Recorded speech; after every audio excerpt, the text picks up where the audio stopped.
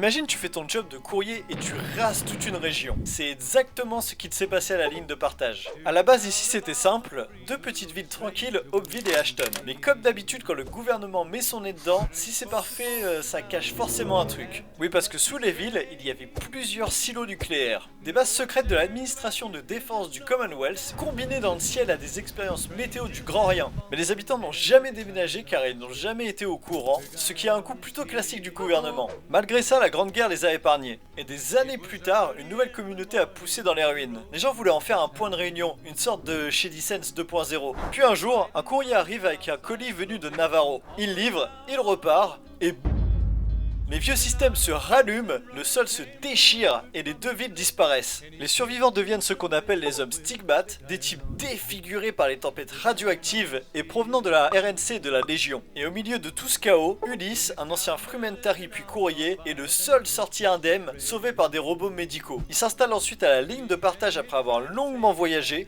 réfléchissant énormément, voire peut-être un peu trop, pour juste attirer le fameux courrier pour une petite conversation à propos du bon vieux temps.